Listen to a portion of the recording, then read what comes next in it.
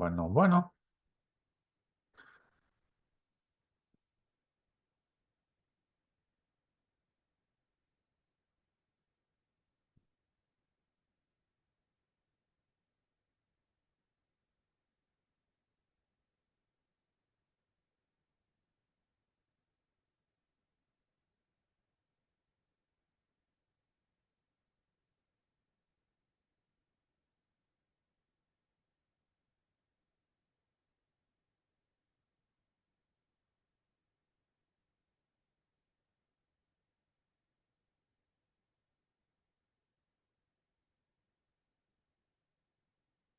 Welcome, Umberto.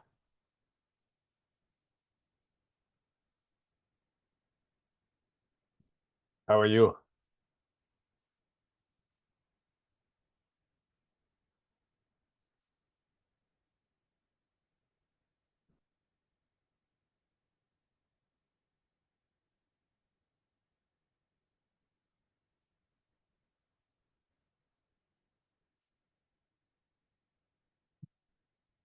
Me escuchas bien, Umberto? Can you hear me okay?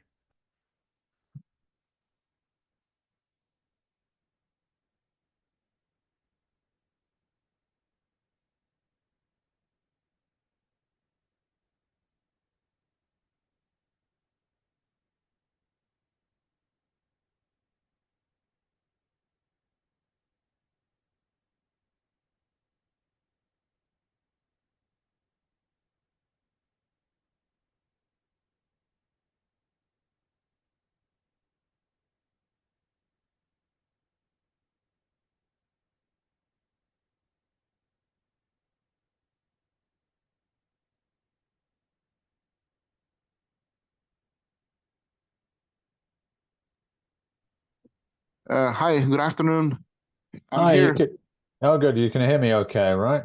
Yeah, I can hear you now. I'm sorry. I was trying to find a way to actually make my microphone work, but I couldn't, but I could now. So, hello. Nice to hear you. Yes, you too.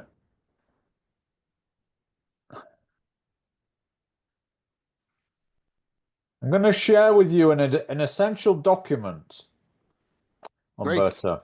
Okay? I'll share it Yeah. with you directly. Please download it because we're going to need it. Okay. Yeah, I will.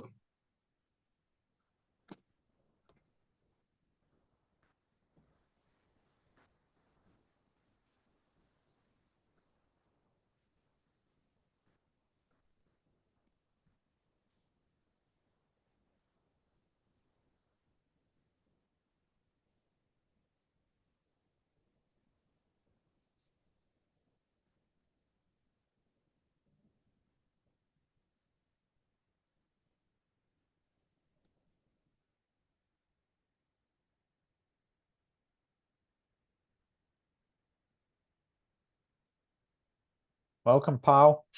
Hello, good afternoon. Thank you very much.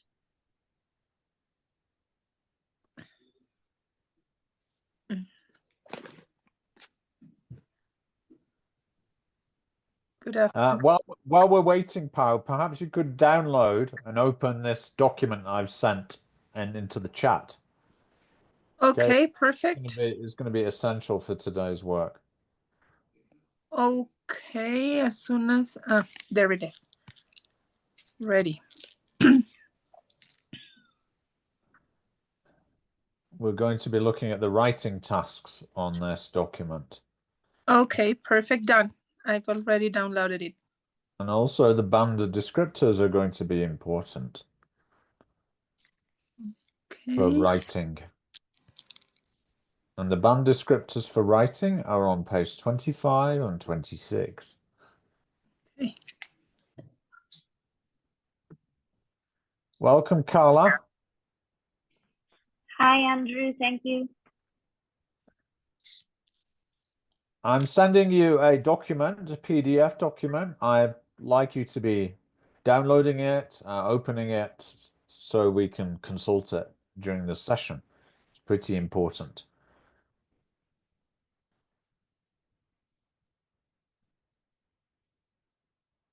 Have a look in the chat, yeah?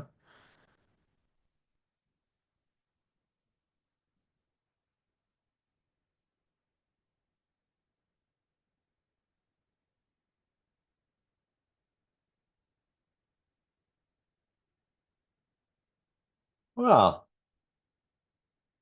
thank you for showing up. I think we should get on with it. The session is being recorded, so those who arrive a little bit late, they can go back and look at the recording, can't they? So here's today's menu. We'll have a overview of the writing paper, and then we'll look at the types of IELTS writing tasks, both general training and academic. We'll do some tips for teaching writing skills, and then a Kahoot quiz about the writing paper to finish. And that should take us about 2 hours. So it's going to be fair. There's quite a lot of material, all right? Quite a lot to focus on. It's quite dense, the material, yeah? So you may also have to review the recording at the end, yeah? If there's something you've missed. All right. Let's get started. So I've passed to you the masterclass handout. It's going to be essential. So please have it open and ready.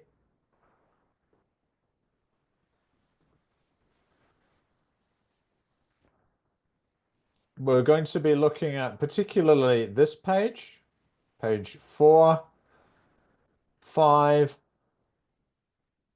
6, 7,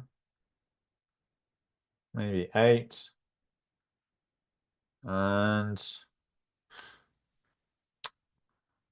I'm going to ask you to read also the band descriptors for writing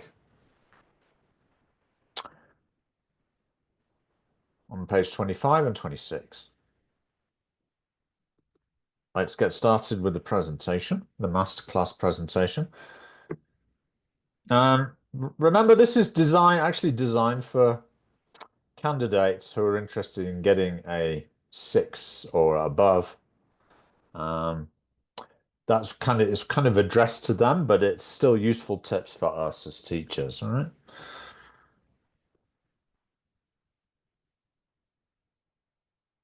So here's the masterclass advice for the writing part of the test.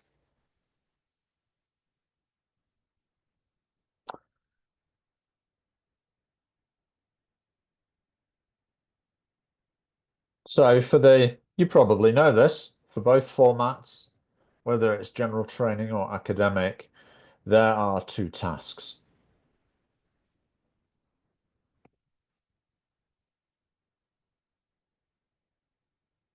So for academic, you have to summarize information contained in a chart.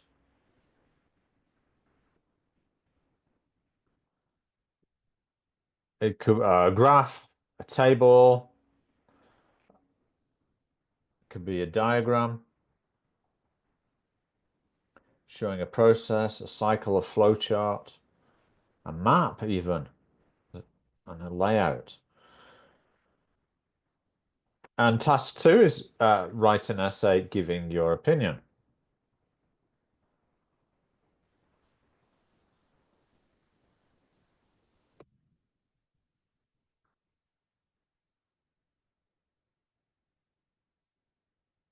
Now for general training,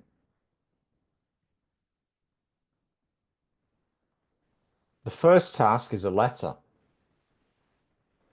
Task 2 is an essay, for which a more personal approach than in the academic writing version is acceptable. So it's a more personal type of essay for the general training, yeah? Now, move on.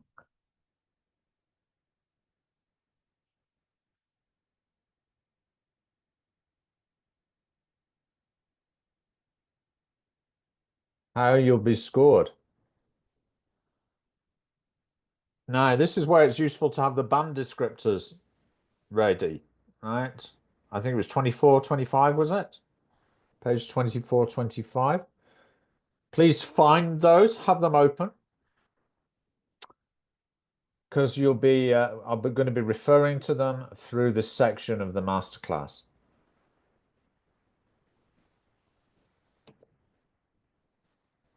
So how you'll be scored.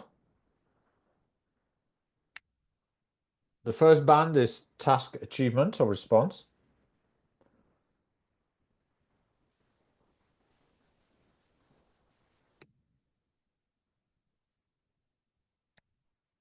Another 25% is coherence and cohesion. Coherence is all about making your ideas logical, well, coherent as it suggests. And cohesion is all about those use of conjunctions and discourse markers that kind of stick the text together.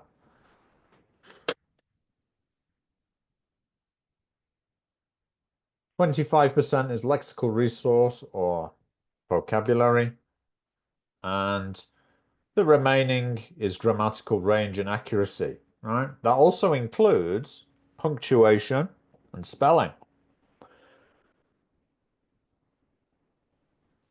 Now, we're going to identify the writing skills you need to achieve, that students will need to achieve band 7 or higher.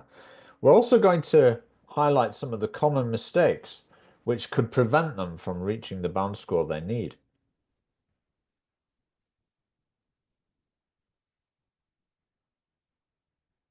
So, as mentioned, each column of the handout relates to one of the 4 assessment criteria. Each row of the handout describes a band score and the way that the candidate at that band score performs against each criteria.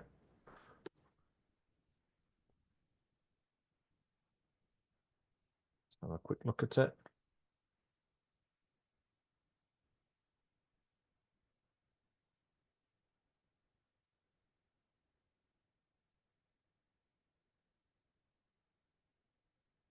So each criteria is equally important and worth 25% of the mark for each task. So now we're going to start with academic task 1.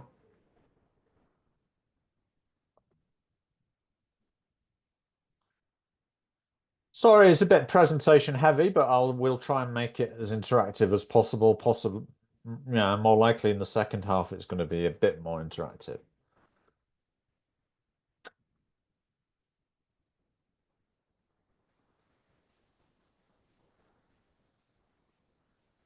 So the key questions are: what skills do candidates have to demonstrate to get a band 6 or above, and what are the common mistakes they can avoid?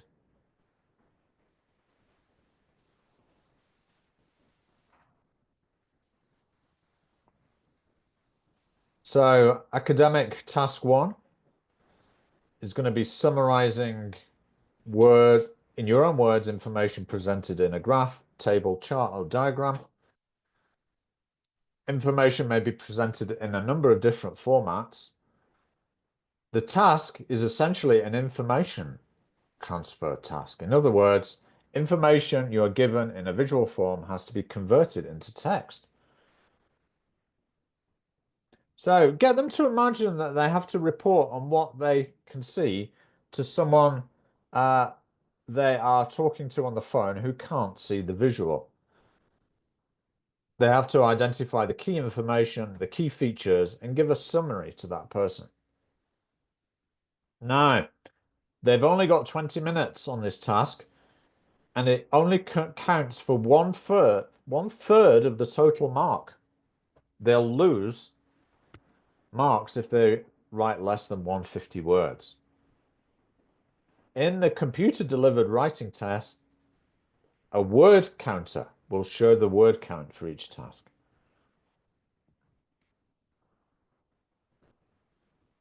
So what sort of diagrams could they get? Does anyone know any of these diagrams? Oops.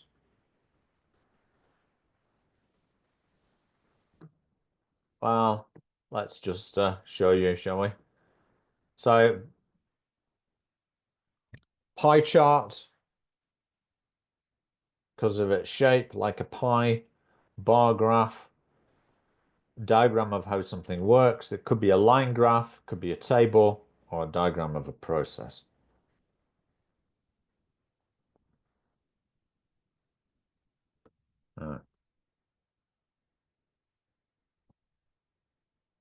Now, the text for this, we're going to look at in detail about the task that you can see in the handout I've given you.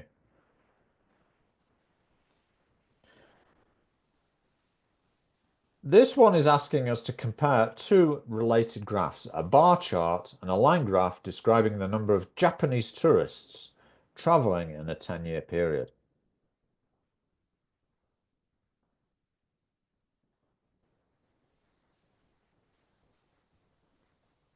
But also, you notice it's mentioning Australia's share of Japan's tourist market.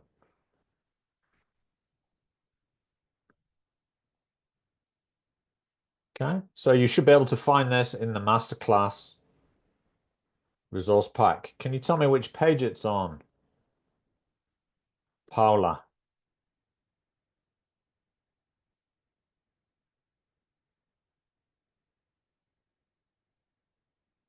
Which page is it on this text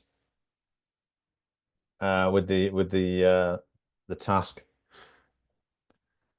It's on page 4, I think. Yes, I think you're right. Yes.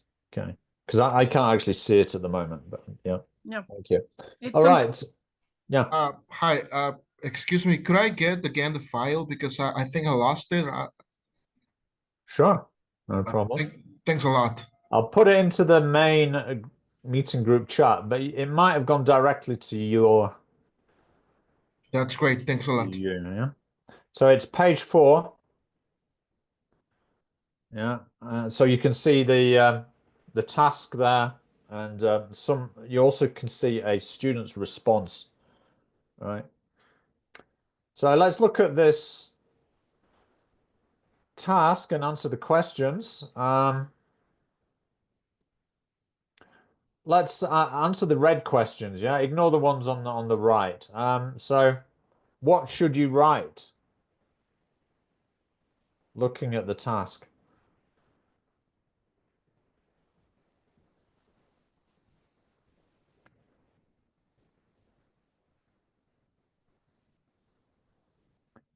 Are you writing an essay or are you writing a summary? Anybody? Summary, yes, thank you, Carla. Should you make comparisons? Yes or no? Yes. Can they give their opinion?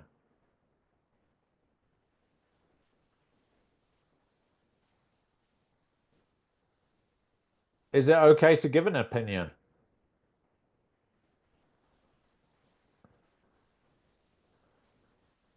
The answer is no. Right, you're not expected to evaluate the data. What you do is you're describing it, right? So it's not an opinion-based thing. That's going to be task 2, yeah? It's all about describing data, right? So the content here is that you must summarize the information in your own words, highlighting the key features and supporting these with the figures or information given. You should also make comparisons where appropriate and provide an overview. Your answer should be in the correct format. That is a continuous piece of writing. You should not explain or give an opinion on the information. Thank you. Now, Umberto, would you mind reading What Should I Do First?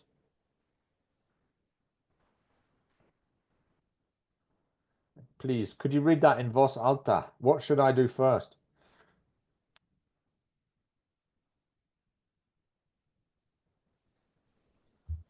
Sure. Yeah.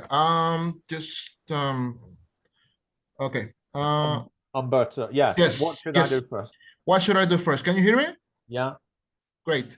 Okay, what should I do first? You should analyze the task carefully before you start to write. With the headings and note any labels or words. For bars and line graphs, look at the X and Y axis to understand what they mean. For diagrams, note the process or sequence of events and any other information that is supplied. Try to form an overview in your mind of the information that is provided. Mm. Continue. Yes, you're doing great.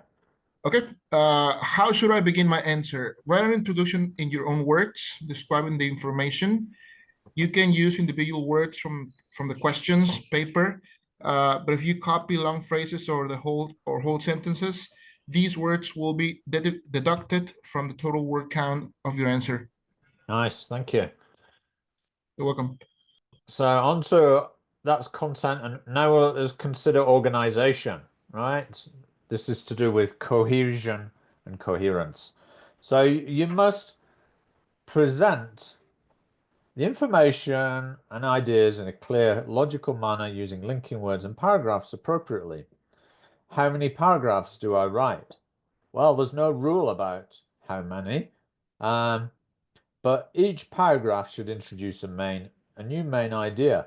For example, they could write an introductory paragraph and 2 or 3 others and conclude with an overview. And we'll check now what is an overview. Carla, would you kindly read the text on the right here? What are the key features? What are the key features? Yeah. Okay. What are the key features? Key features are the most noticeable significant facts contained in the graph. You should select at least 3 key features which will form the basis of your answer. Do not try to mention everything. Please continue. How do I support the key features with data? You cannot include all the data in your answer, so you need to select the most interesting data related to the key features to illustrate your summary. And what is an overview? Do I read that? Yeah. Okay, what is an overview? An overview is usually 1 or 2 sentences summarizing the general trends or information given in the graph, chart, or diagram. The overview can come at the beginning, in the middle, or at the end of your summary. It often forms a useful conclusion. Okay, great. So we're going to look at 3 rules of writing that particularly apply to this task. Okay.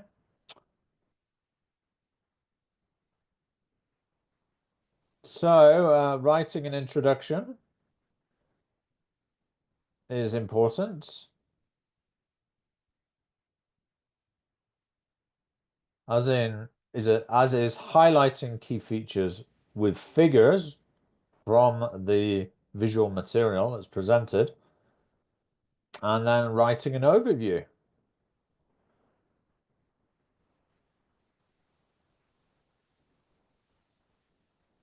All right, so here's an example of an introduction. Yeah, welcome, Irene. Glad you could join us. Can you hear me okay, Irene? Yes, I can. I'm sorry I'm late. I was running fast to Okay. get here, but I couldn't get it. Okay. Well, this applies to anyone who's watching this video. You know, this is what the video's for, the recording's for. So if you're having problems, that you can consult the video later, right? Thank Right. you. So, what should you include in your introduction? Essentially, for this particular task, you should include the three things: what, where, and when. The introduction in the slide covers the what, where, and when, and skillfully includes the rubric or the instructions, while at the same time adapting the grammar to suit the new sentence structure. Notice there's no need to explain what is the y and the x-axis to the examiner. So, first masterclass rule is write an introduction. What's the second?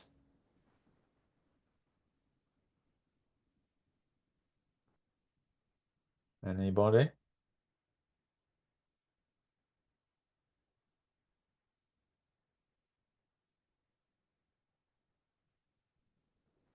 It's highlighting key features, right?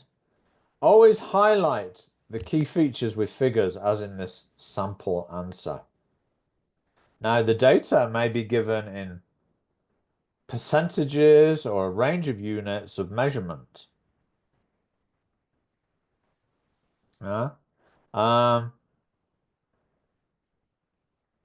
In this case, the units of measurement is Japanese people, right? 5 million Japanese people. It's important to present the data correctly. So millions, not thousands in this case. All right. So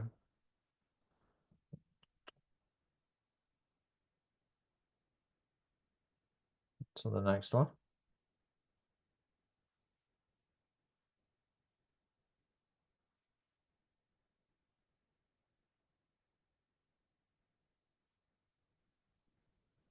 So this is the second graph, and you can see that there's percentages here.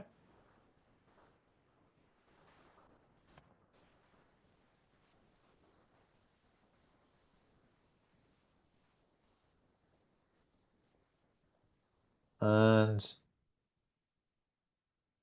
the verbs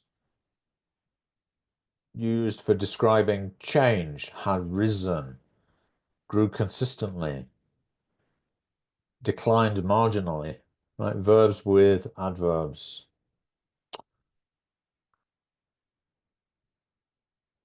Now, here's a question for you guys. IELTS considers that being able to use data to provide support for the key features is an important writing skill. Candidates need to show that they're able to back up their facts with evidence. And we know from the band descriptors that examiners assess your ability in writing to highlight key features with figures. Just how well you can do this is rated under the column that is called task achievement. So have a look at the band descriptors for writing task 1. You'll find the answer in the first column, task achievement. Look for the word data. Right? So the question is, what is the highest score for task achievement you can get if you don't include figures to highlight the key features? Now, Irene's just come in, so she won't have the masterclass handout. I'm going to send it to you directly, Irene. Okay, I think it's page 24, 25.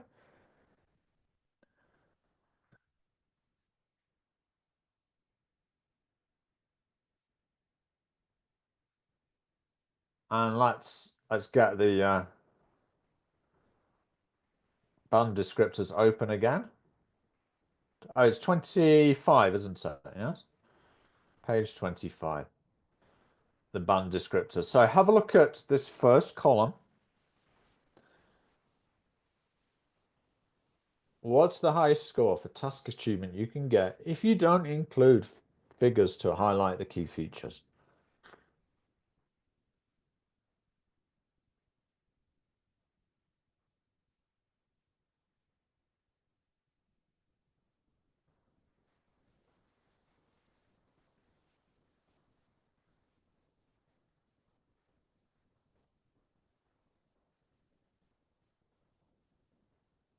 Any ideas?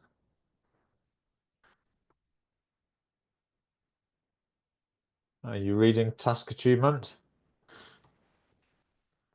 Yes, we are looking for the 5 marks Ah, why do you say that? because it says recounts mechanically with no clear overview. There may be no data to support the description. That's correct, yes. Yeah, it says there may be no data to support the description. So the student have to have data in order to be to acquire the highest scores, right? Right, yes. So it All right. has to be, yeah. If you want to get a 6 and above, you need to include data. Mhm. Look at 6. Presents and adequately highlights key features or bullet points, but details may be irrelevant or inaccurate. Right?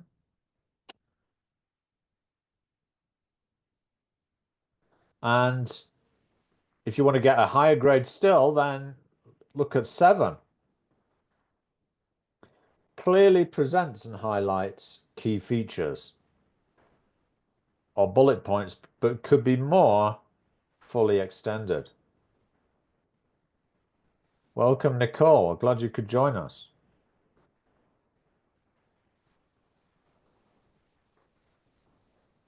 I'm sending you the masterclass handout, and we're on page 25.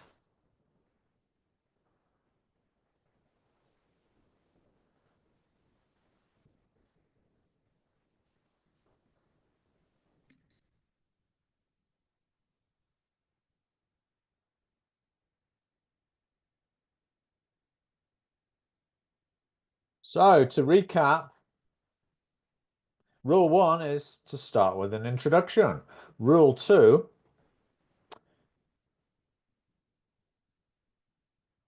is highlight key features with data.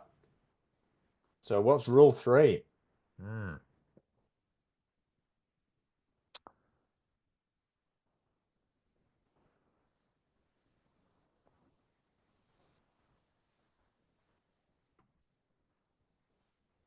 Write an overview. An overview is a summary of the most important message, written in usually just one sentence. It may be in the introduction or in the conclusion, as in this example. It doesn't matter where in task 1 it appears, but it must be there.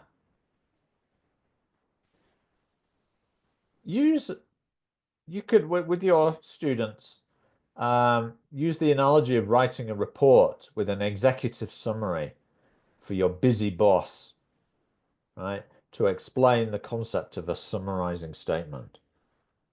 So here's an example of an overview. Nicole, could you read out this overview for us, please? In voz alta. Sure, can you hear me? Yeah, I can hear you fine. Thank you. Overall, despite the relatively small proportion of Japanese tourists coming to Australia, the increase in the country's share of the Japanese tourist market corresponded closely with the growth in Japanese tourism overseas generally, with a trebling of both in the 10-year period. Thank you. So that's an example of an overview. Now, the skill of writing an overview is also assessed in the task achievement scale. So let's do another practical exercise again using the band descriptors for task 1. So what is the highest score for task achievement if you don't include an overview in your answer? Have a look. Let's switch back to the band descriptors.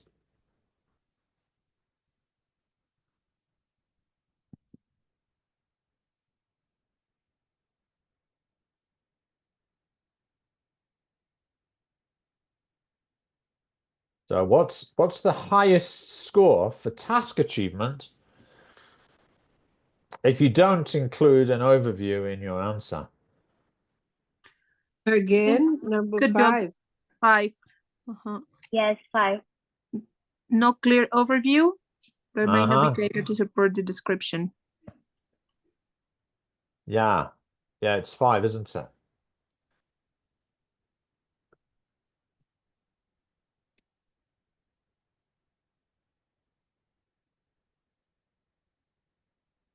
Yeah, because 6 is always, it says that it Yes. presents an overview. So it have to be Yeah. 5. Yes. That's right. So it says recounts detail mechanically with no clear overview. That's right. Will you get a band 7 if you don't include an overview in your answer? No. No, it's not possible. Right. Because it says presents a clear overview of main trends, differences, or stages. What about band 6?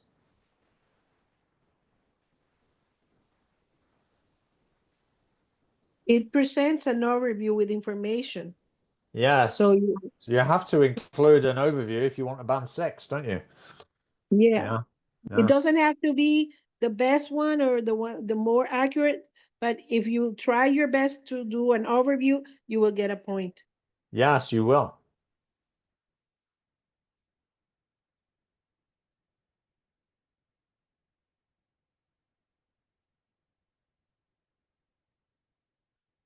Yeah, so that's the answer. It's band 5 if the highest score if you don't include an overview.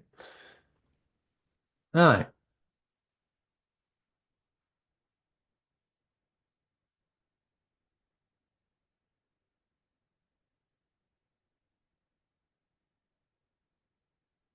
Just there's a checklist for people.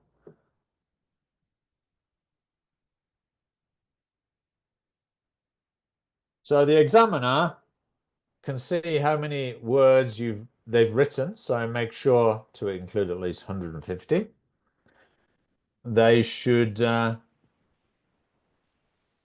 include the overview. Have they made, yes, selected the most important information? Have they supported points with figures and examples? Have they made effective comparisons? Now, the task instruction says make comparisons where relevant. So this applies to stages in the process as well. So if you look on in the handout I've given you in the brick manufacturing process, even then it's relevant to make comparisons because they can compare the stages where bricks are placed at higher temperatures or left for longer periods of time. They must use linking words to connect their points.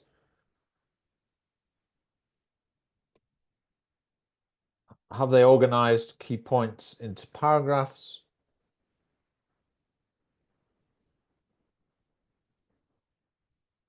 Check for mistakes in grammar and or spelling.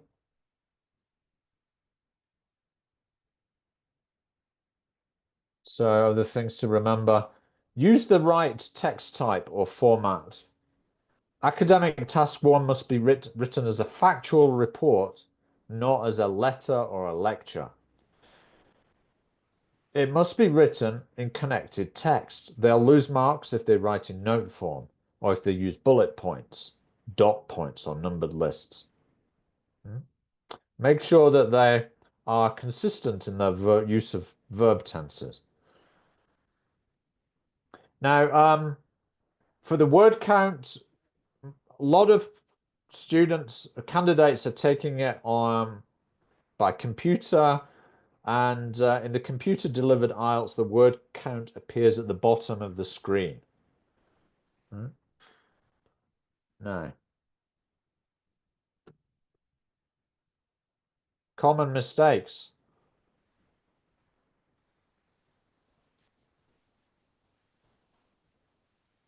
So the task tells you to summarize the information by selecting and reporting main features, designed to be completed in 150 words or a few more. If they write more than 200, you've probably not been selective enough and they've included too much detail. They should aim to identify trends and patterns rather than describing, right, every change that occurs. So remind them not to try to interpret the data.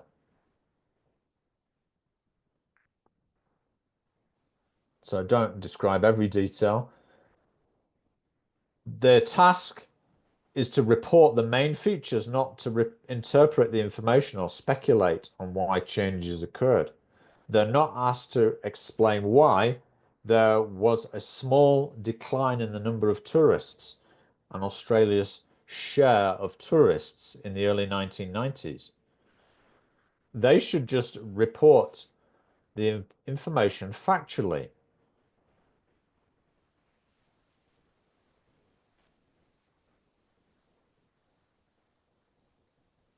So as we've seen, not using data to support the key features and not writing in an overview are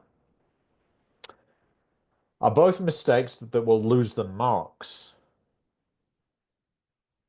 Now, if you have to describe a process, for example, like making bricks or how bees make honey, they will have a series of pictures to describe. So let's have a quick look at that on the masterclass handout. I think it's page 5. And here you can see, give me a second, the brick manufacturing process.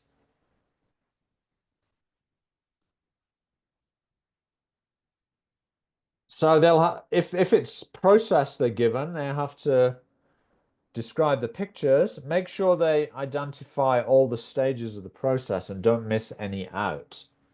They'll also need to include an overview stating how many stages are involved in the process. Examiners will be assessing how well they use sequencing words to make clear the order of the stages in the process. Words like the first stage, the following stage, after that, next, in the final stage. Now, their ability to do that is rated under coherence and cohesion in the band descriptors.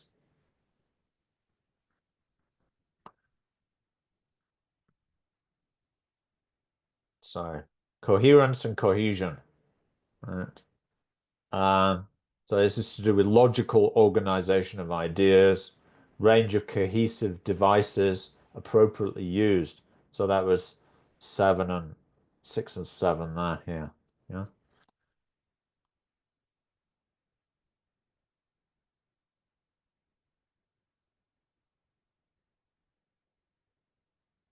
All right.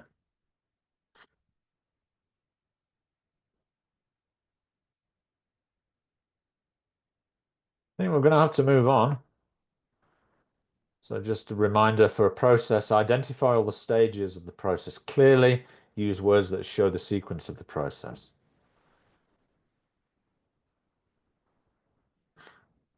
Let's move on to general training.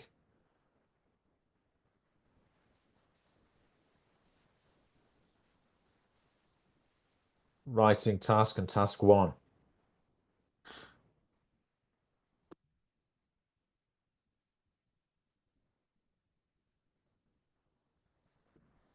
Now, again, there's an example of this task in the handout, and there's also a response by a student. Task 1, general training, consists of writing a letter. You don't have to write, you have to write at least 150 words,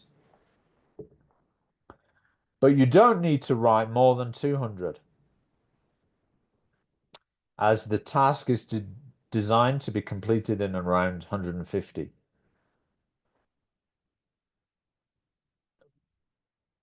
After all, you only have around 20 minutes to write the letter, and it only counts for a third of your score for writing.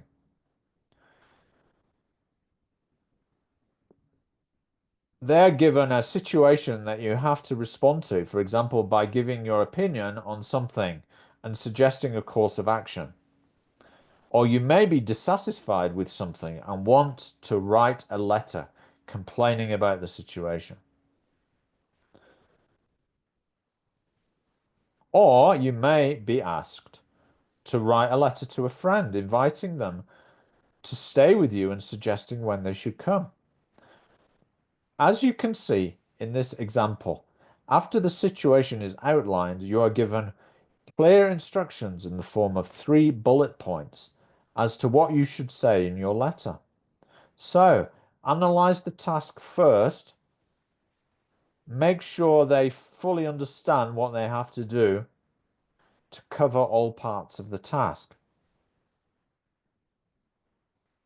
So if you have a low-level group, you have to read out the task for them and explain as necessary. Now, a common mistake is that candidates don't cover all 3 bullet points. They should try to give an equal amount of detail for each point. Make the purpose of the letter as clear as they can. Note in this example, the test taker is asked to describe more than one problem. Question tells you how to start the letter, so make sure they follow the task instructions. They may have to write a formal letter, a semi-formal letter, or a personal letter. So it's important to use the right style or tone when they write. You can see from the task achievement scale in the band descriptors that they will lose marks if the tone of their letter is not appropriate or consistent.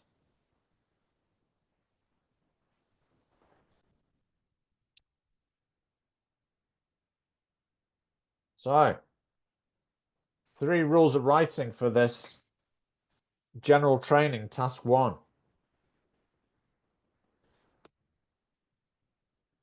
How do you approach the task? As with any task, they have to set the scene, provide a context, state the purpose of the letter.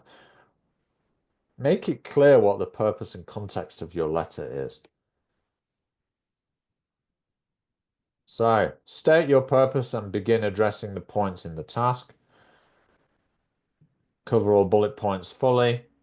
Maintain appropriate tone.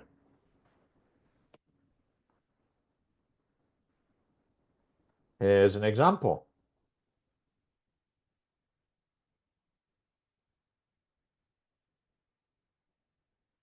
Notice here that the writers describe 2 problems.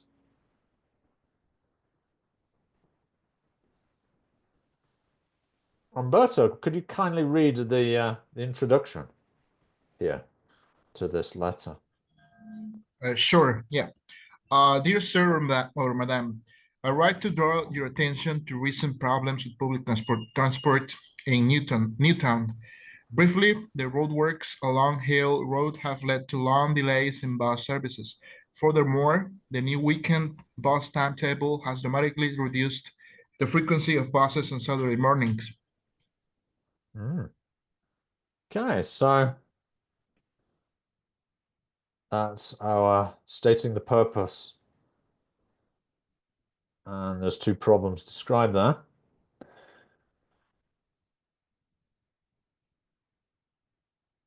So, then we have the main body of the essay, which is where the candidates need to cover all the bullet points. Right.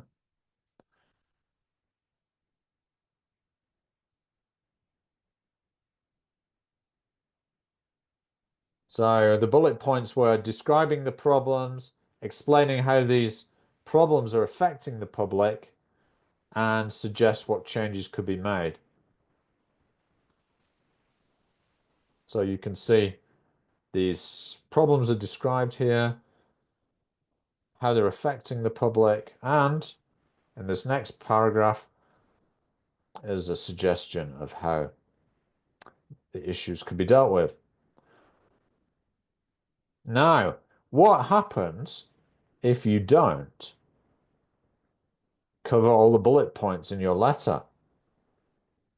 Have a look in the band descriptors.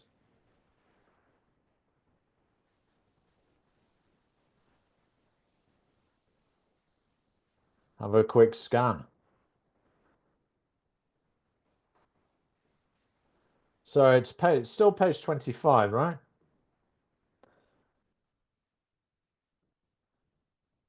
But it's GT, not AC this time.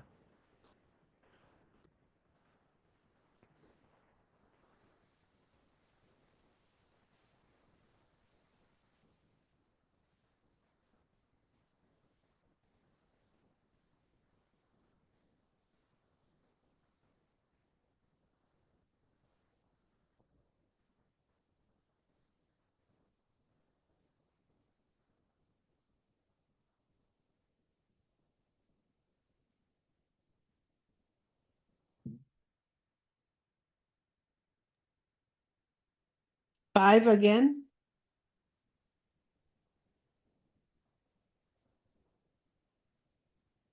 I think you may The have to one go lower. lower four, yes. It Four, says yes. yes. Yeah. It fails to clearly explain the purpose of the letter. The tone may be inappropriate. Yes. So yeah, attempts to address the task but does not cover all key features or bullet points. Format may be appropriate and so on. Yeah. So that's essentially right.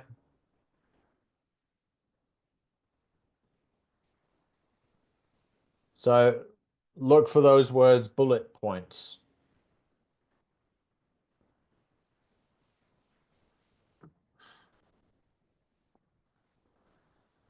It's also important to maintain an appropriate tone, formal or informal, depending on who you're writing to. So the skill of maintaining an appropriate tone is also addressed in the task achievement scale. Let's do another practical exercise.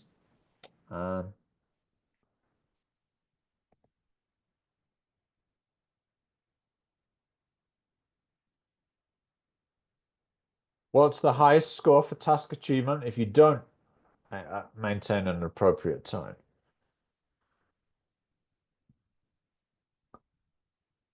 Have a look in the task achievement, general training.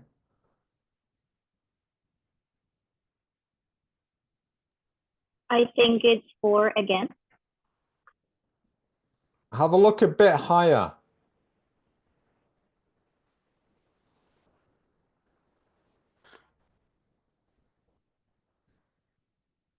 Yes, it's actually 5. Wouldn't it be 5? Yeah, Yeah. Tone may be variable and sometimes inappropriate. sometimes inappropriate. Yeah. Yeah.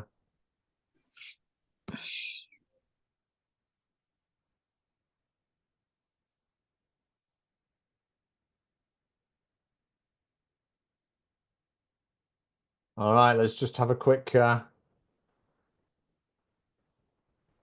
look at the advice here.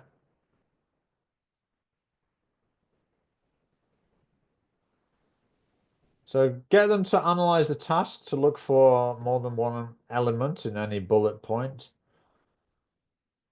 Check for plural forms in the bullet points, like describe the problems. State the purpose of your letter in the first paragraph. Remember that letters do need paragraphs. And politely round off, like looking towards the future.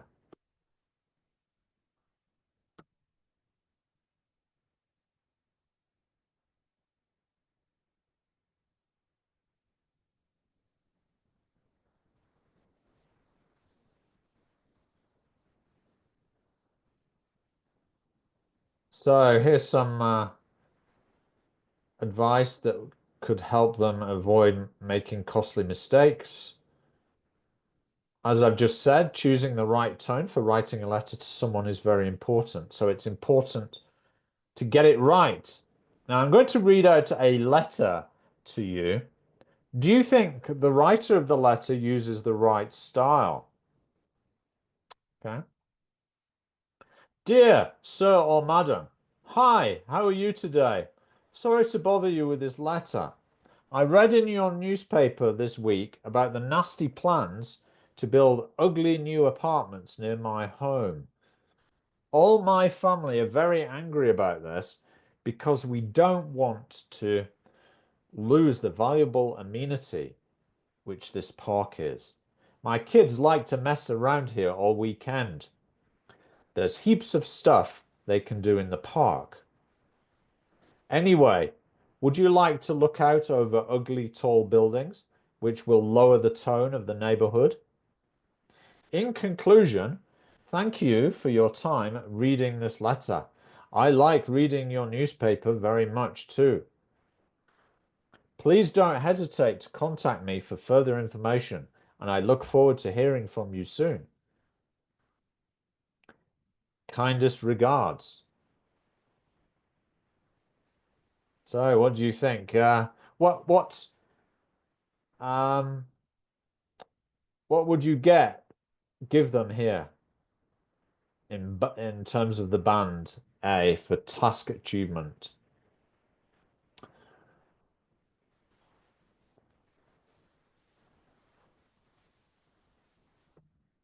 Have a look at the task achievement for the tone.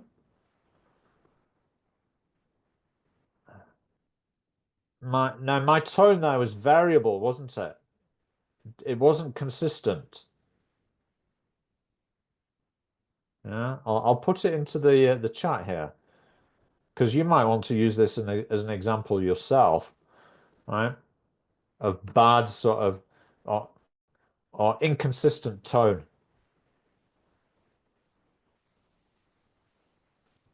I've noticed with my own students that they're pretty inconsistent. My academic students, sometimes they throw in words that are just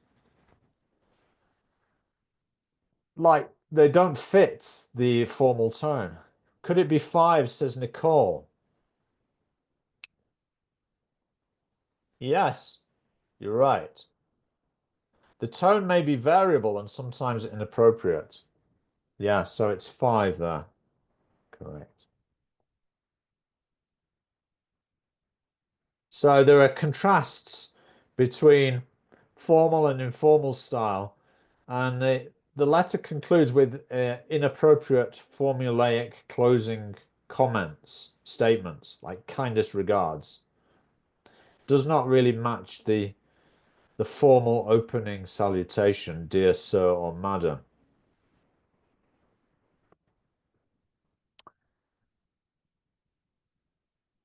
Yeah.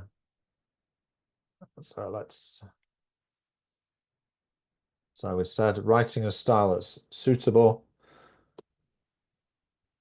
Also avoid using the same words as those given in the instructions. Start the letter as shown in the question, like dear sir or madam or dear. Don't include the address. It's just a waste of time.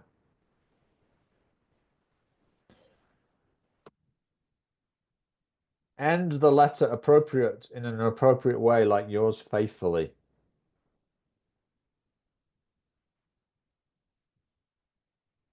Now, when they start the letter, they should insert a name, like Dear Mr. Oliver. Or if it's a personal letter, then it could be Dear Andy. Yeah, it's not usually appropriate to use the recipient's occupation, like Dear Teacher, if writing to their teacher. Right? So they shouldn't leave the opening as just Dear. They should write Dear Mr. or Mrs. and then the surname. No.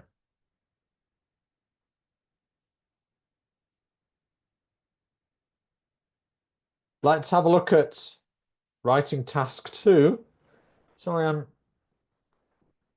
have to keep going because otherwise there's not going to be time to do any other activities. So let's task 2. For both, it's essays, but you'll notice that the types of essays that they write for general training and academic are different.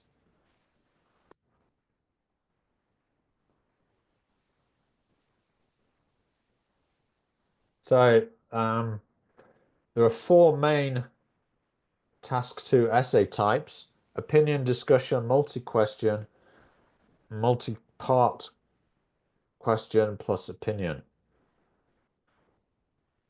Depending on the task, they may need to provide general factual information, an outline, and/or present a solution. They may need to justify an opinion, evaluate evidence and ideas. Now we'll look at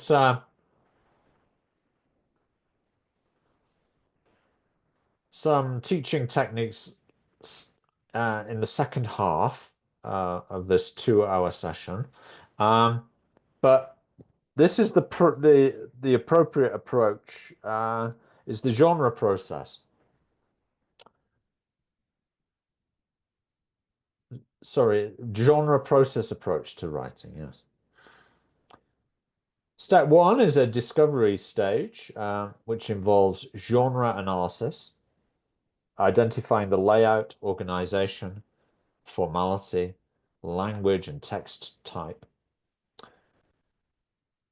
Step 2 is the process of writing, which may involve analyzing, brainstorming, planning, which may require an introduction, body paragraphs, and conclusion for essays. And then the process of writing itself, first draft, editing, and a final draft. Let's have a look at an opinion essay.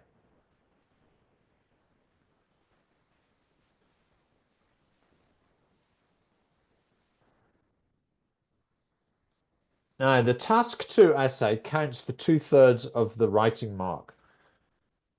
So they should make sure they spend 40 minutes doing it. But they shouldn't start writing as soon as they see the task.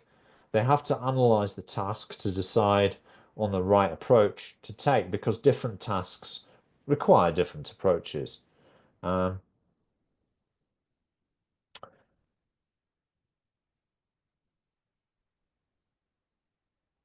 Carla, can you kindly read out the writing task here that you see on the screen? Sure. Where do I start from? Right Right or about. left? Right about, yes. Okay. Give reasons for your answer and include any relevant examples. No, No, write about the the second, yeah. following. Yeah. Sorry. Write about the following topics. Some people believe the increasing popularity of shopping as a leisure activity is a positive trend. To what extent do you agree or disagree with this opinion? Give reasons for your answer and include any relevant examples from your own knowledge and experience. All right. How many parts do the candidates have to address in order to reach band 7?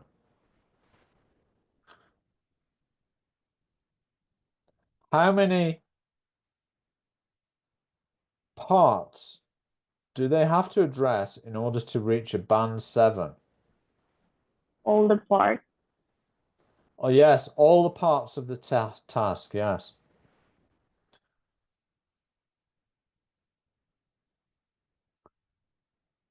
That's correct. Now, how many parts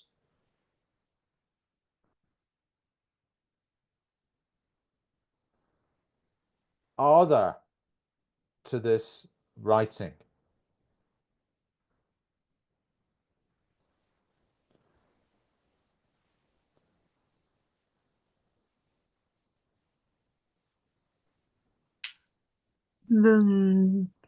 Like 3 could be. Good guess, but Somewhere around 3 paragraphs and a conclusion, introduction, 2 paragraphs and conclusion. okay, but that's organization. The parts of this Like, are, there's actually only one here, right? well, if you agree on this or disagree, but in there then it's where you have to include the reasons why you agree or disagree and the examples. All right. Now, in fact, there's only one part. This type of question that you can see on the screen now requires only their position, but it must be well developed with plenty of supporting ideas. It does not require the opposing viewpoint to be discussed, though a balanced essay would also be acceptable as long as the writer's position is clearly and consistently expressed throughout. All right. So just keep that in your mind for a second. We're going to have a look at examples of tasks that require different parts. All right. So this is one that only actually requires one part. Now,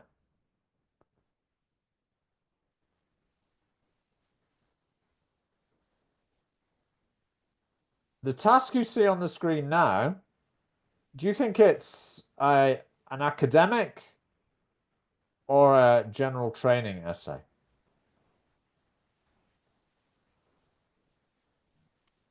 General? Yes, it's a general training one. The topics in general training tend to be less academic in nature.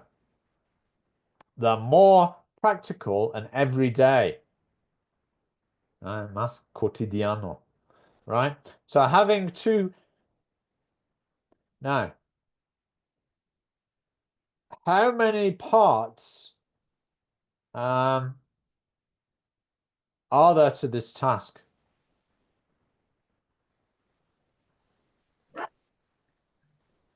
I would say 3 again.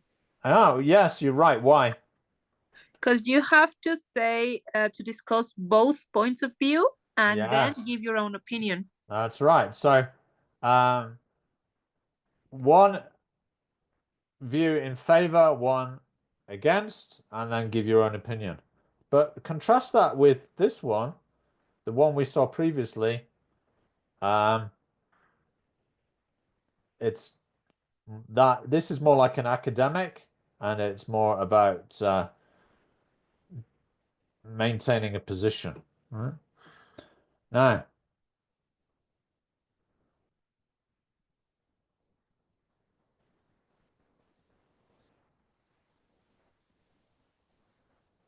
how many parts are there to this task?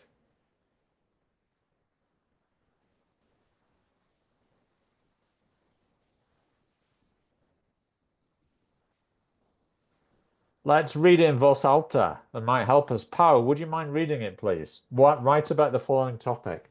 Okay. Write about the following topic. Shopping is becoming more and more popular as a leisure activity.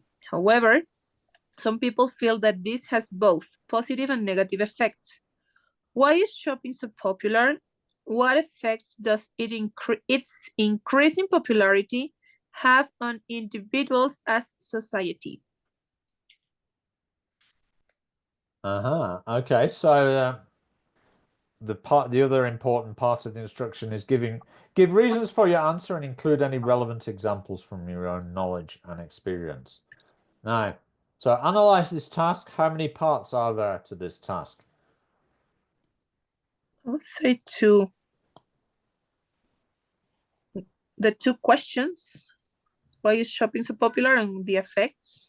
It looks like it, doesn't it? Because it doesn't say to discuss the positive or negative effects. It just gives you the right, like the questions. All right, but look in the second question. Individuals and society. So Yeah. 3. 3, yes. So to fully address the task, the response would need to first present an opinion on the popularity of shopping and then discuss how this popularity has an effect on individuals and society. Now, what's the highest score you can get if you only write about why shopping is so popular or if you only write about the effects shopping has on society?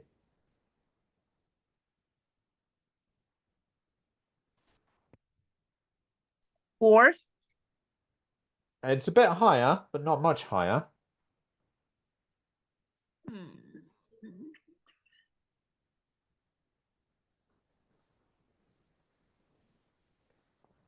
Shall we have a look? Zoom in on the band descriptors.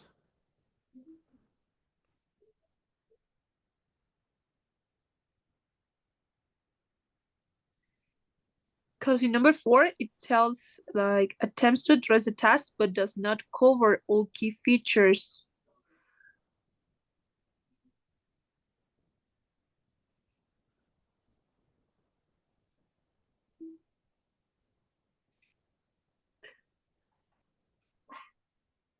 Or 5.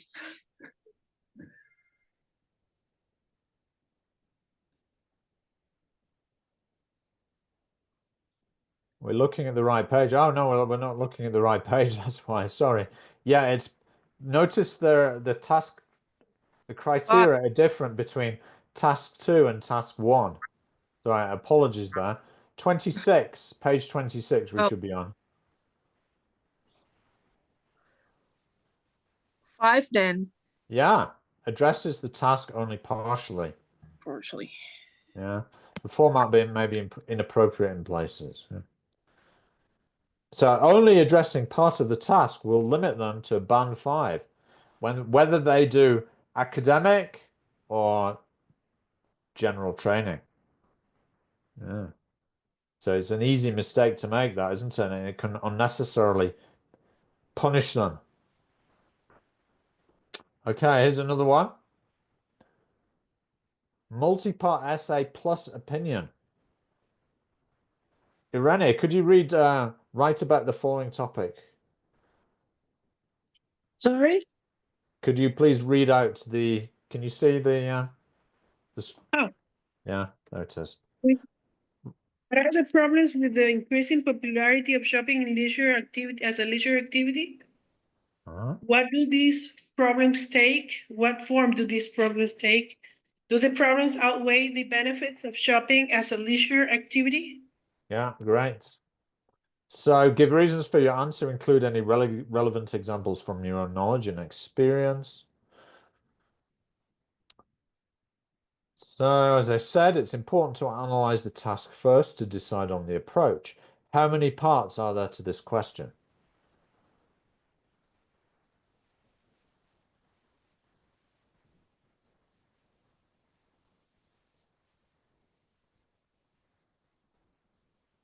One or two or three?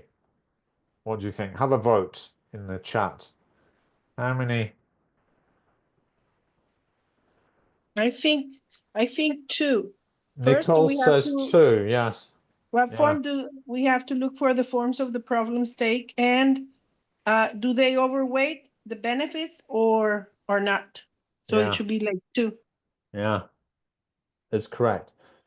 So there are two. Describing any problems that are associated with the increasing popularity of shopping as a leisure activity, and an opinion about whether the problems outweigh the benefits. There is an implication that both problems and benefits should be discussed.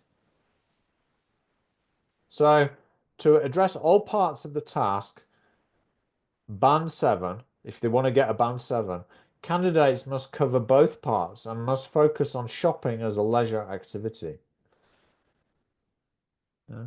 So a different approach is needed from the previous task. Really does stress the importance of analyzing the rubric, doesn't it? Yeah, make a big difference. So here's like a summary of some additional tips that you could use for your students when you're preparing for this. You might want to take a screenshot. I'll take a screenshot and share it with you.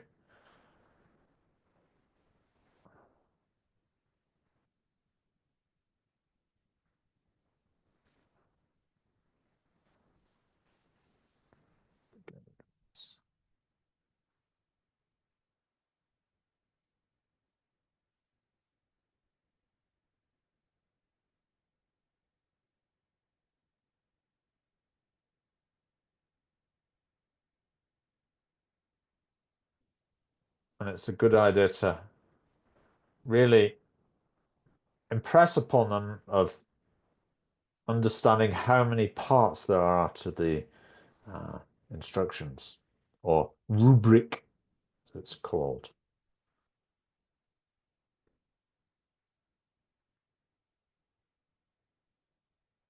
So what are the main characteristics of an essay? Well, structure or organization. Opening paragraph introduces the topic, provides background information, and presents the thesis statement. Now, the thesis statement is like defines what is going to be covered in the essay. And it usually touches on the topic that will be mentioned in the body paragraphs. Within the body paragraphs, each paragraph explores a single idea that supports the thesis. These paragraphs include evidence, examples, and analysis. And the conclusion, the final paragraph, summarizes the main points and restates the thesis in the light of evidence discussed. It may also offer a final thought or call to action. Important to remember about coherence and cohesion. Coherence is making ideas flow logically from one to the next with clear transitions between the paragraphs. Cohesion ensures that all paragraphs of the essay contribute to the overall argument or narrative.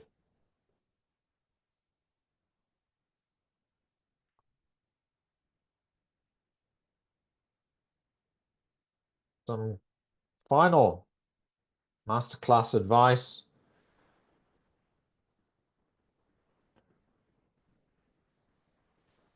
Highlighting the writing skills that examiners are looking for and emphasizing common mistakes that they should avoid in this part of the test. So make sure they allocate their time properly. Task 2 is worth twice as much as task 1. Decide on their position, express view clearly, and provide support. That is, examples and evidence. Organize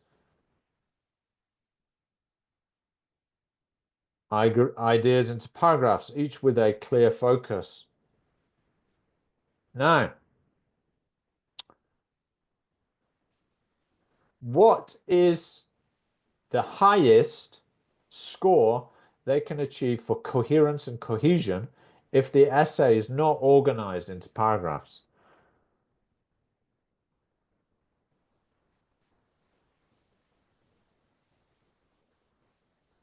So what's the highest score the examiner can give them on the coherence and cohesion scale if they haven't organized their points into paragraphs? Any ideas? Put your answer into the chat. Nicole says 4. Not quite right. Just a little higher.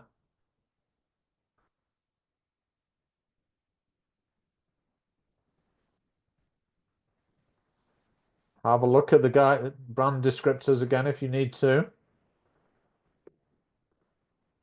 Remember, it's task 2, coherence and cohesion.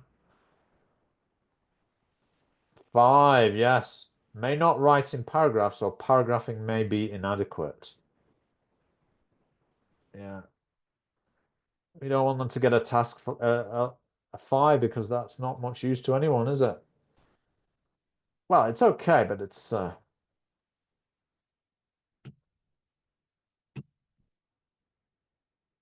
a great score. You want at least a 6, probably. Aye.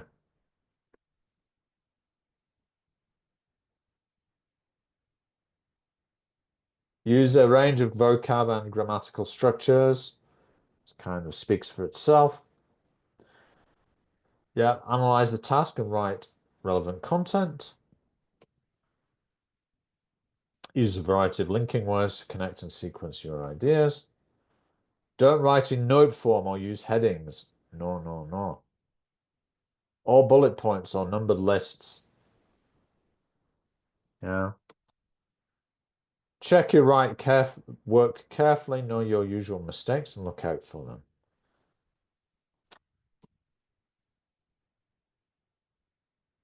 Any questions so far before we move on to some teaching tips?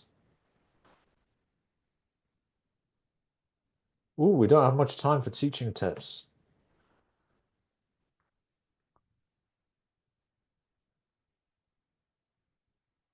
So maybe we should move on to those. It'll give you an opportunity to participate a bit more. Yeah. Andrew, Yeah. can you send back again the instructions that you sent, because I can't find them in the chat? Yeah. Thank you.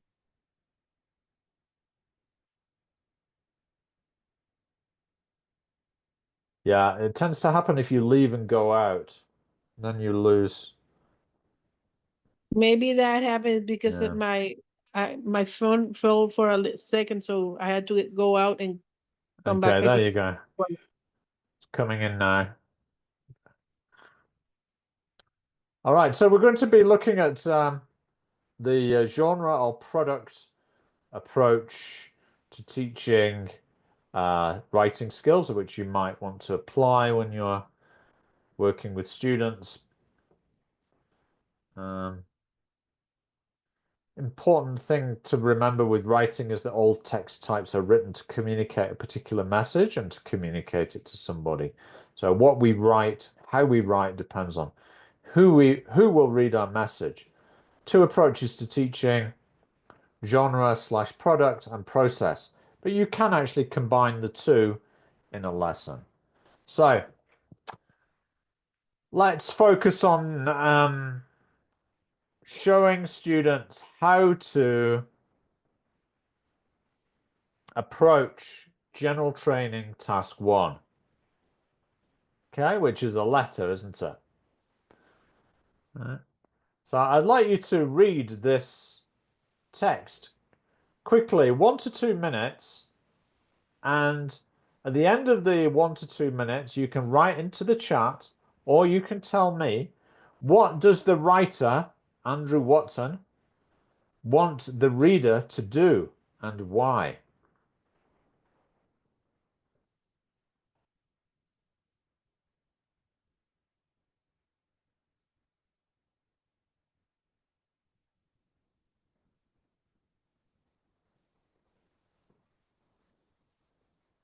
Just got 1 to 2 minutes to read quickly.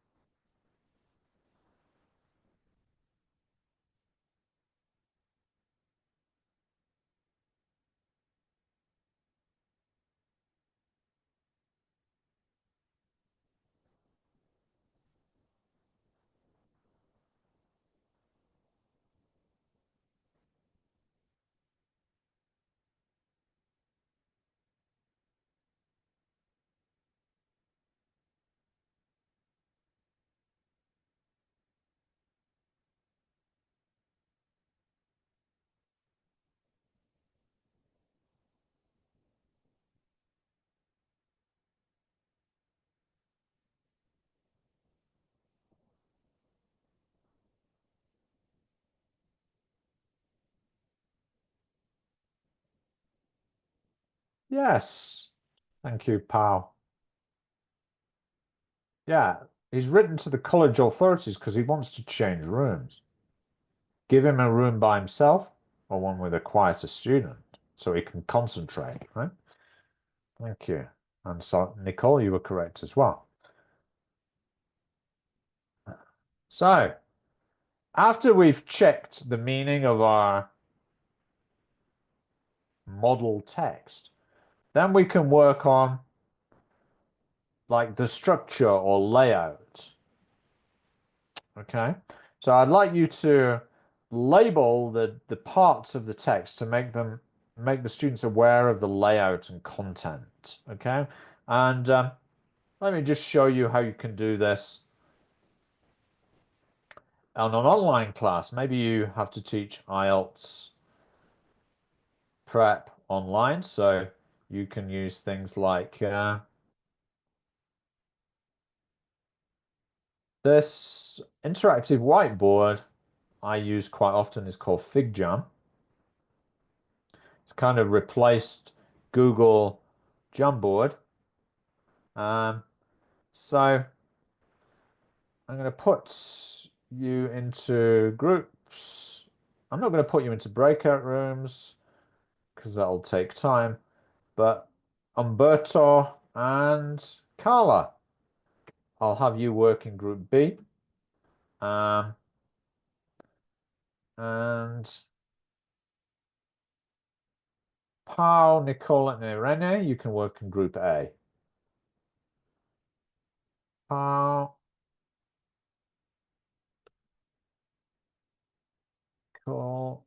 And I'd like you to simply match the stickies to the different parts of the letter. Right.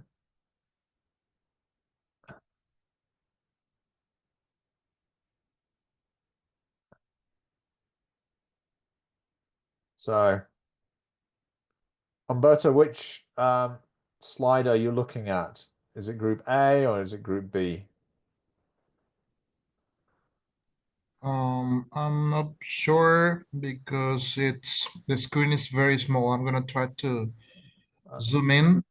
Let me make it bigger for you, and I'll also give you the link so you can see it better. Right? If you click on the link, you should be able to zoom Okay. in more easily. All right. So I'm going to give you a couple of minutes to try and match the different parts of the letter, this formal letter. Right? So obviously the receiver's address would be number one. Yeah.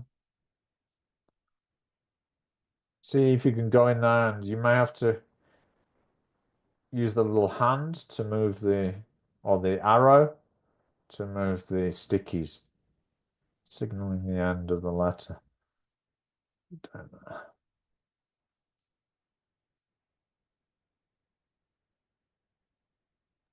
But to go, we have to sign in. Well, this You is do? very. Mhm. Let me see if it's asked for request. Sometimes you get requests. Okay. Could you use a Google, do you have a Google address? Yeah, If you yes, sign in with, if you sign in with Google, it's usually easier.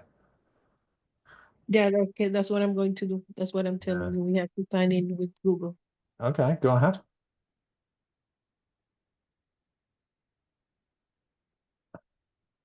Yeah, I mean, this is one reason I don't like this FigJam as much as the old Google Jamboard, because anyone could use Jamboard a lot easier than this. Yeah, Why is he asking me for something yeah. weird? It's kind of annoying that they stopped it.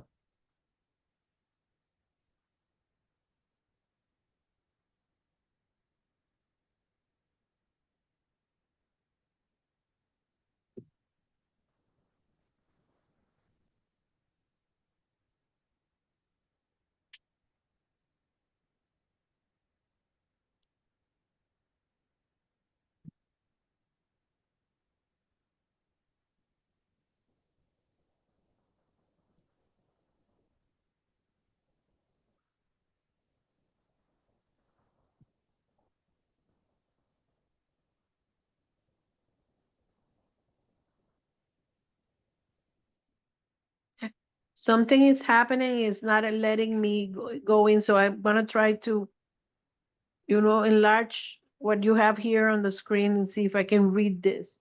Yeah, sure.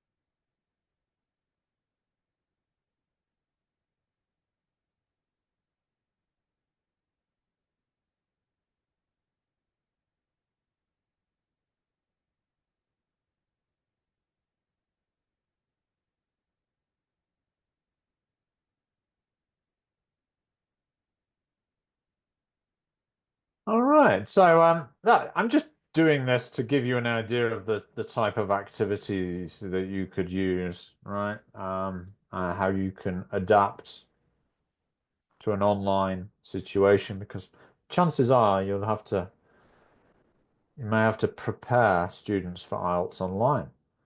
Now, so here are the answers.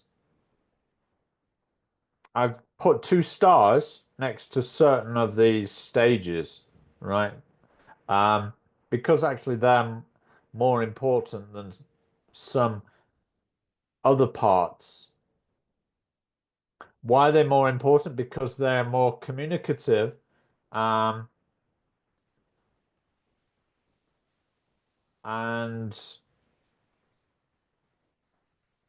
they're more related to what the writer wants the reader to do.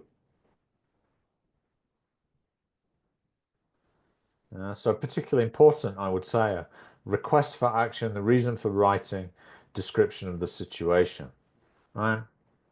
Now, when the students are writing in the IELTS exam, do they need to include the receiver's address? Yes or no? Do they, when they're writing in the IELTS exam, do they need to include the writer's address, the receiver's address? I No, of would course not. know. No, it's not relevant. Nor even is the date, right? Or yeah, or even the subject title. That's not particularly important either, is it? I mean, it helps with the clarity, but it's not in terms of the communicative effect of the letter. It's of lower priority than the ones I'd marked with double stars. Yeah? Now, what's next? Well, we can work on appropriacy. Now, we've already highlighted that the tone or level of formality is important for general training. So I'm going to give you a task in Google Forms. Okay, I'd like you to do it individually. Please click on the link there. Give me the thumbs up to confirm that you've received it.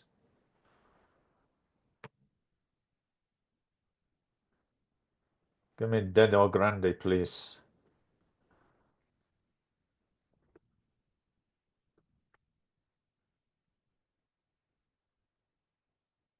Can you access the Google Forms?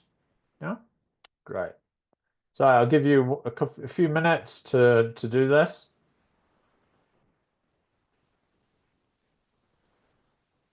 And be prepared to explain to me are they formal or informal?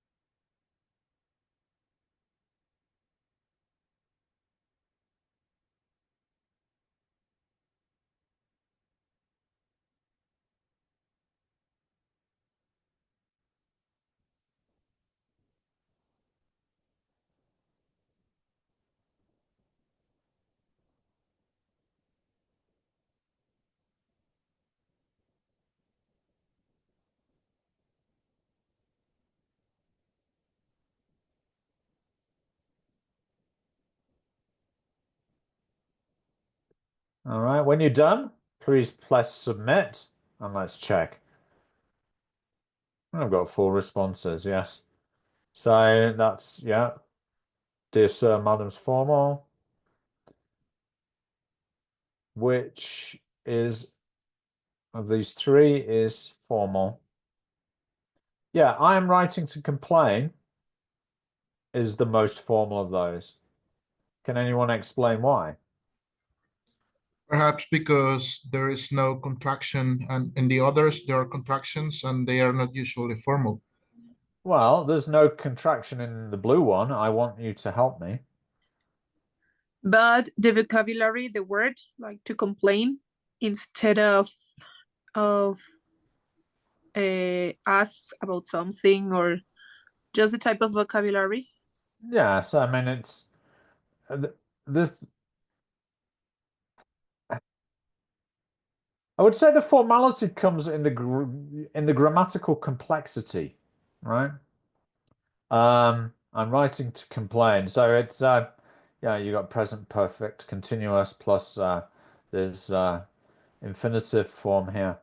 Whereas if you look at the first one, it's much more direct in terms of grammar and also the request, right?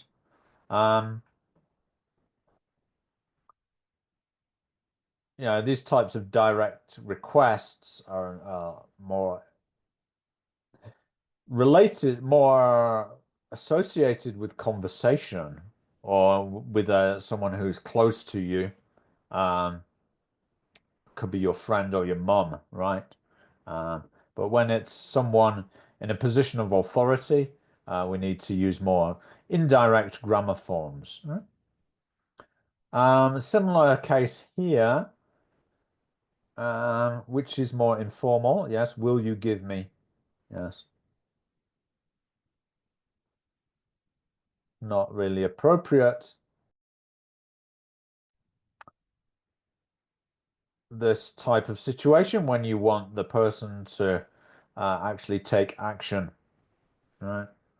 And you have to show a certain amount of deference to the person because they're in an authority position and they can make your life difficult, can't they? So you have to be respectful.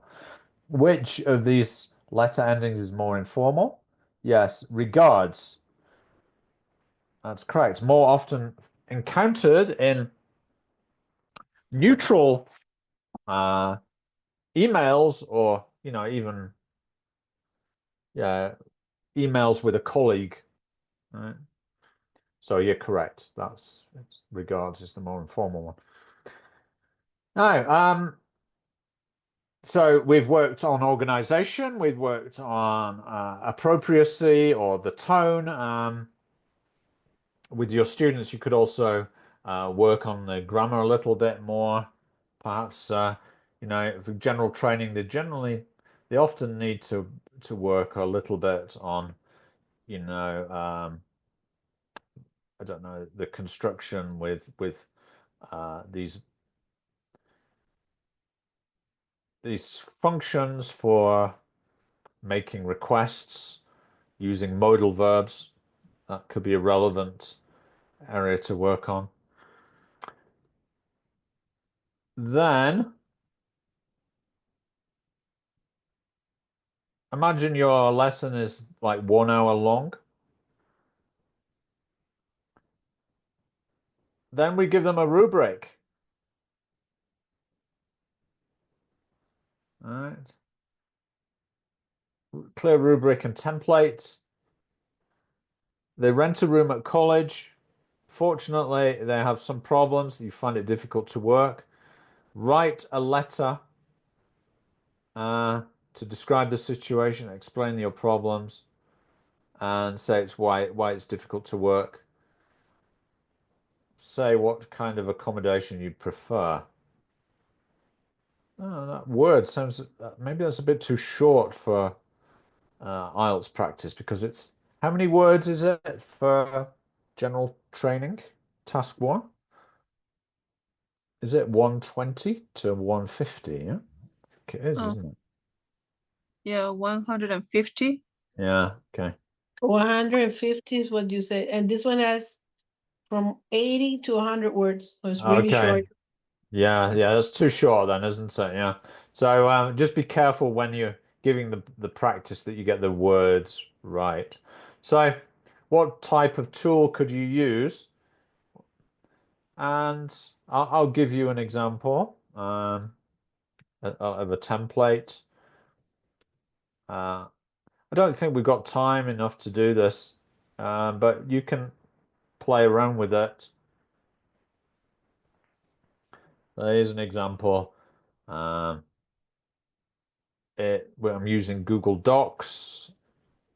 It's quite easy to use, and you can monitor, you can watch the students actually write on here. So you've got the template. Get them to write the name of a person. It can be fictional, it doesn't matter. Notice you can also, with this, include a self-evaluation a self-evaluation checklist. So after the students have written their own piece, you can get them to work in pairs and maybe in the breakout rooms if you're teaching on Zoom, and get them to read each other's work and say yes or no.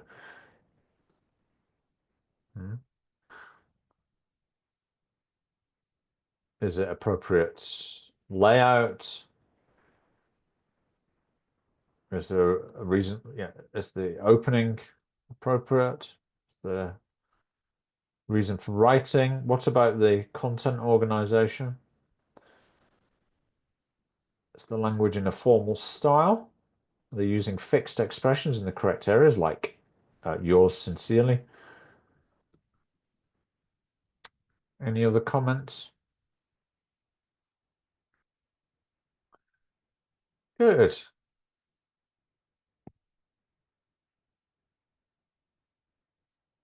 So, a quick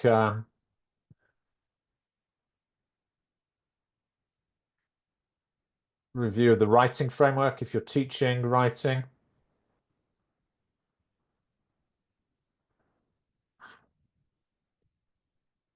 Usually there's a lead-in or comprehension check, followed by analysis of layout or content.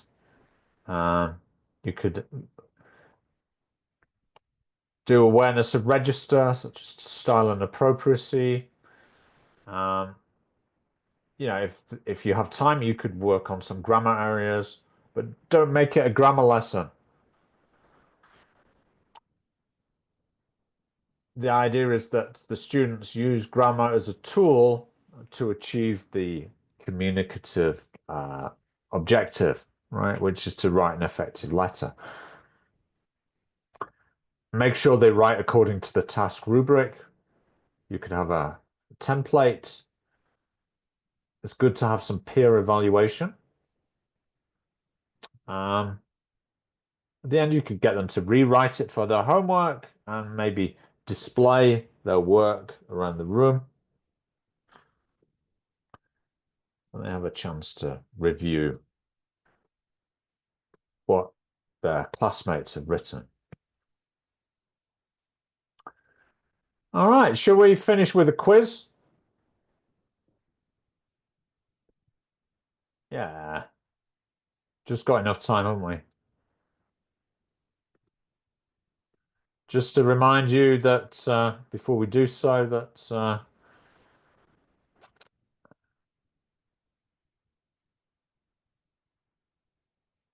of your work on the platform.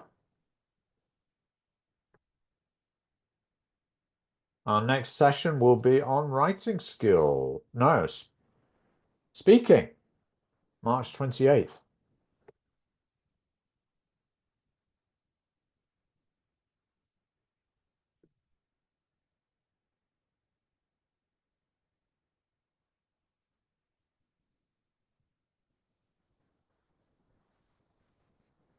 So, from 15th to the 27th, you need to work on lexical range and speaking. Huh? All right, so now let's get this Kahoot going. Okay.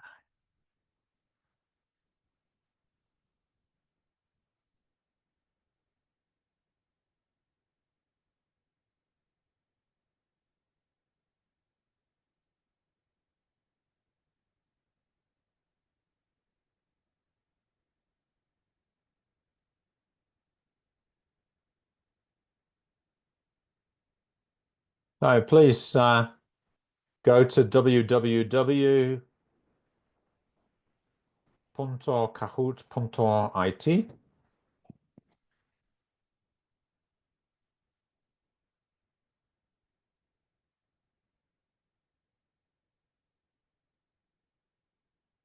Thank you, Umberto.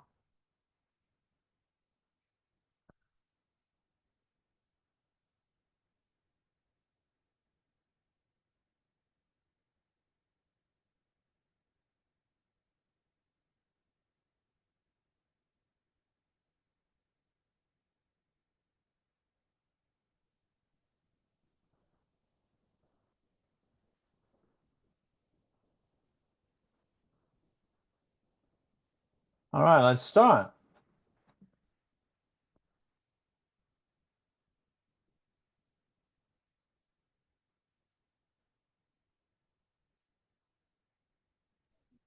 Sorry, could you please put again to scan it, the code, sorry, because I couldn't scan it. All right, you need to go, if you look at the bottom here, it says the game pin 3195291. Oh, okay, great. Describing visual information. Yes, it's academic task 1.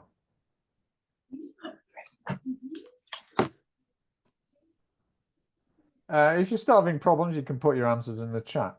Which exam has a recommended time limit of 20 minutes? 91.92.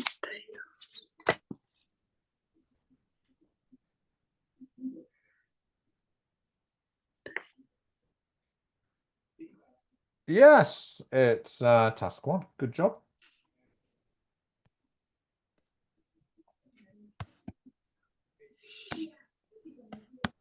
Which is given more weight than the other in marking? Is it task 1 or task 2?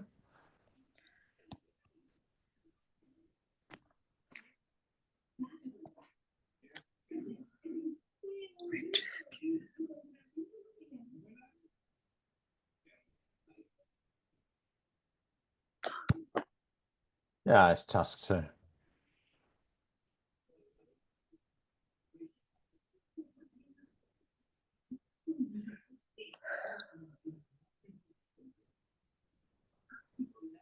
Recommended time of 40 minutes.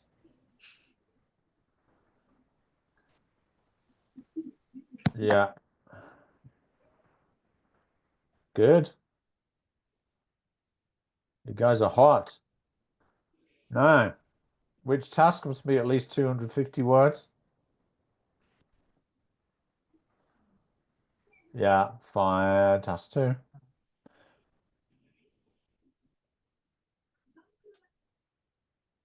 $150. Oh, you're really fast.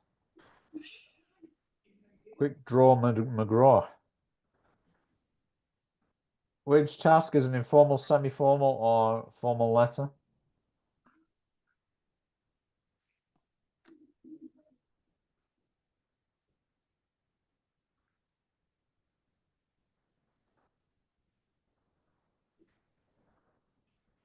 Oh, Yes, it's general training, not academic. I'm trying to guess because I can't see the questions. Okay.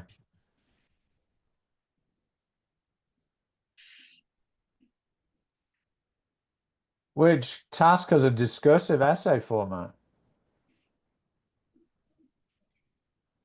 Task 1 or 2?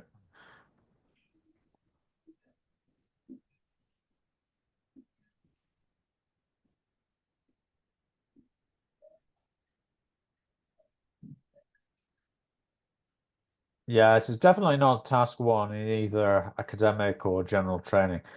Yeah, and in both academic and general training, task 2 is discursive essay.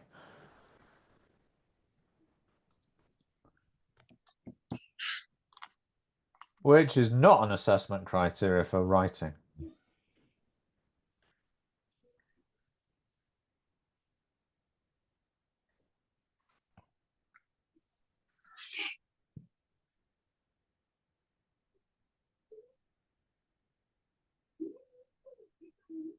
That's right. I mean, It's even less relevant now because it's on computer, right?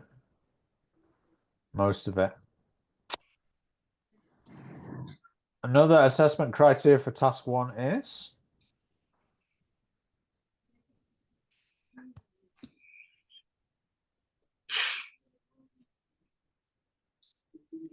Can someone read for me the answers because I can't see? Is it either task achievement or task response? Okay. Yeah, it's achievement. Task response, I think, is the next one. Yeah.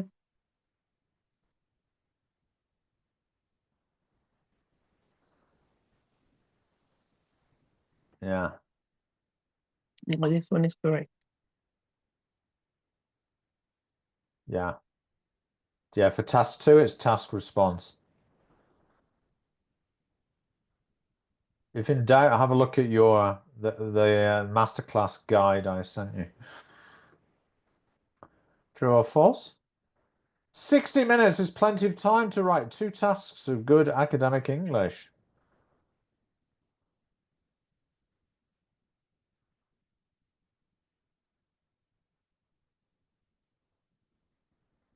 Yes.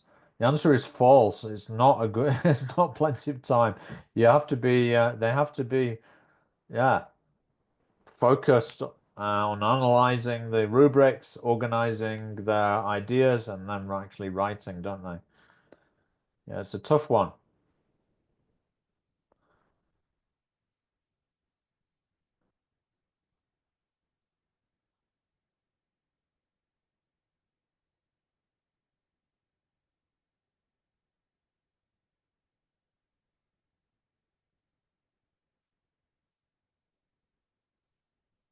Well done, everyone. Good. So we're pretty much done. Don't know if you've got any remaining questions. I do need to actually mark your attendance, don't I? So let me do that now. Irene. I'm here. Yeah. Just okay. Irene Cartagena. Oh, I'd forgotten you were in Colombia. Yes, we are. How is Cartagena at the moment? Beautiful as ever.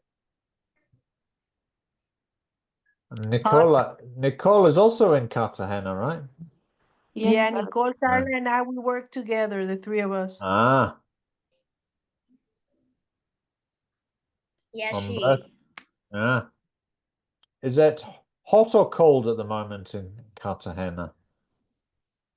Let the one from outside tell you the weather here. Uh-huh.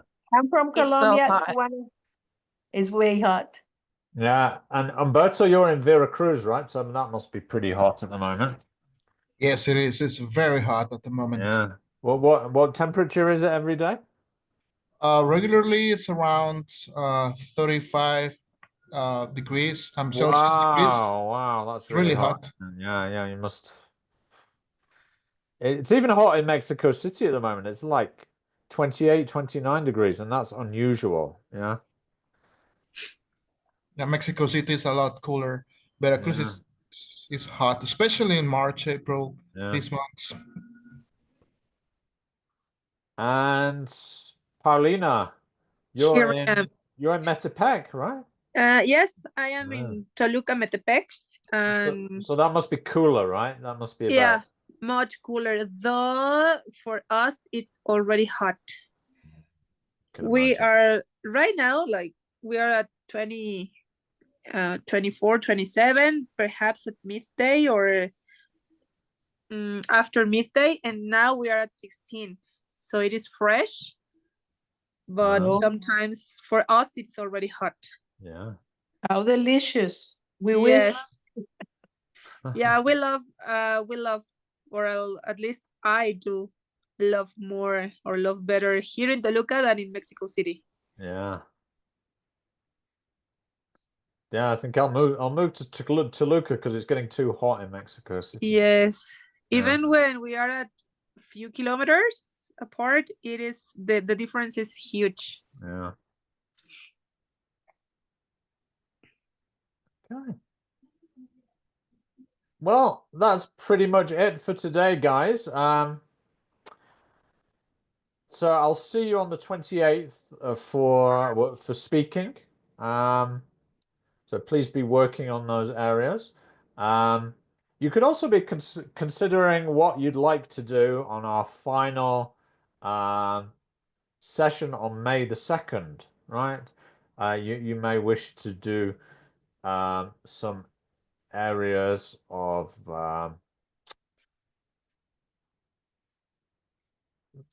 maybe we could do some extra tasks from the exam. It could be reading, writing, listening, speaking, tasks that you could use with your students. All right. So be thinking about that, and I'll give you a little questionnaire next week. Okay. Okay. Thank you very much. Perfect. Thanks a lot. That's it. Say have a good evening. Have a Thank you. nice Have a good Likewise. one. Thank See you ya. very much. Thank you. Thank you. Bye. Bye bye. Buenas Bye. noches. Bye bye.